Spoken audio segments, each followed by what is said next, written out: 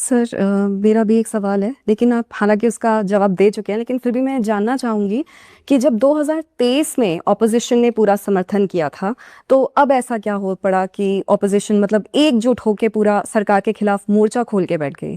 थोड़ा सा बैकग्राउंड में जाना पड़ेगा। एक शब्द है परिसीमन या डिलिमिटेशन। इसका बेसिक मतलब ये होता है, हमारे संविधान में आर्टिकल 82 और 170 में इसका विस्तार में जिक्र है, थोड़ा बहुत 81 से लिंक होता है। सवाल है वो ये कि जो इतना तामझाम हुआ, जो विपक्ष इतना नाराज हुआ, विपक्ष क्यों नाराज हुआ? 2023 में सरकार ने इतना ही कहा कि इसके बाद जो सेंसस होगा, सेंसस के बाद डिलिमिटेशन होगा, उसके बेस पे महिलाओं को आरक्षण मिलेगा। किसी को दिक्कत नहीं थी। क्यों? क्योंकि सबको पता है कि ये चीज़ें जब होंगी तो उस समय डिस्कशंस होंगे ही और सारे रास्ते बनेंगे। डिलिमिटेशन जब भी होगा सबकी सहमति से होगा, सबको ये विश्वास था ही। और सबके मन में क्या था कि 26-27 का सेंसस जो होगा उसके बेस पे अगर होगा भी डिलिमिटेशन तो 29 में नहीं, शायद उसके बाद के इलेक्शंस में होगा, या 29 में होगा तो उस समय डिलिमिटेशन कमीशन के गठन के समय हम बात करेंगे। अब सरकार ने अचानक क्या कहा कि हम डिलिमिटेशन करेंगे, और डिलिमिटेशन करेंगे 2011 के सेंसस के बेस पे करेंगे।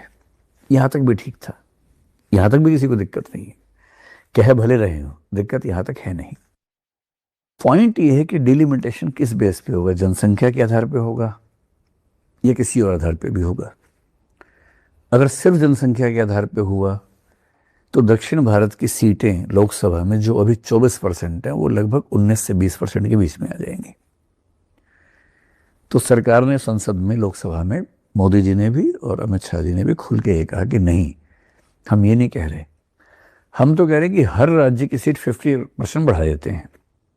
जहाँ 28 हैं अब 42 कर लेते हैं, है ना?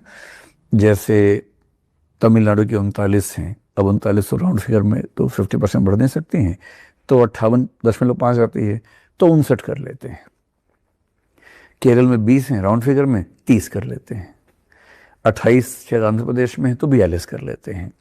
जहाँ राउंड फिगर में नहीं है वहाँ एक एक्स्ट्रा दे देंगे, मतलब आधी एक्स्ट्रा दे देंगे, कम नहीं करेंगे, ये कहा।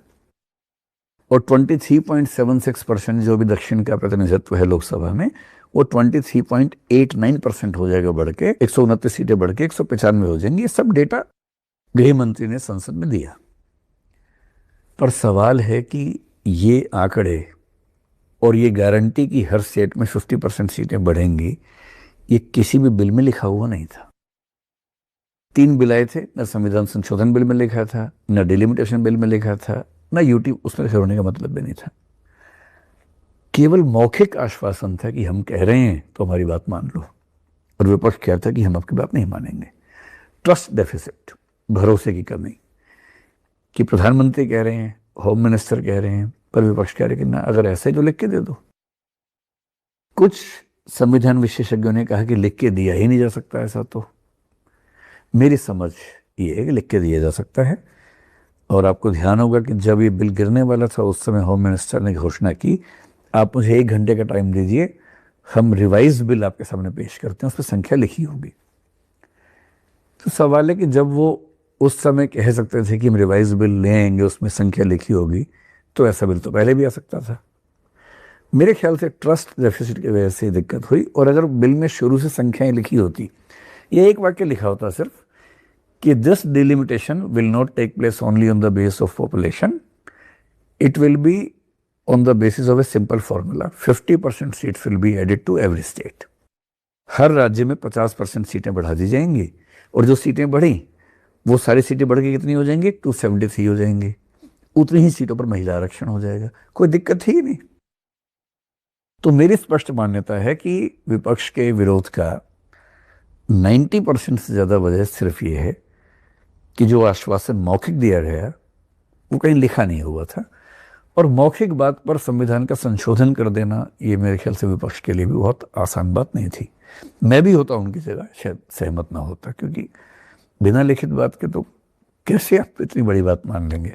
और बाई चांस बाद में कोई परिवर्तन हो गया तो ये नेता अपने राज्य में क्या मुंह दिखाएंगे जनता को? उनके भी तो एक क्राइसिस था ना उनके सामने भी।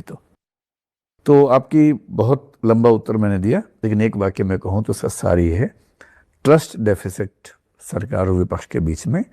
अगर संवाद ठीक से होता, पहले बैठक हो जाती, 1-2 बार सर्वदलीय बैठक बुला के बात समझा दी गई होती, विपक्ष कहता कि लिखित रूप में लाओ, और लिखित रूप में ले आते उस बात को, तो कोई दिक्कत नहीं थी।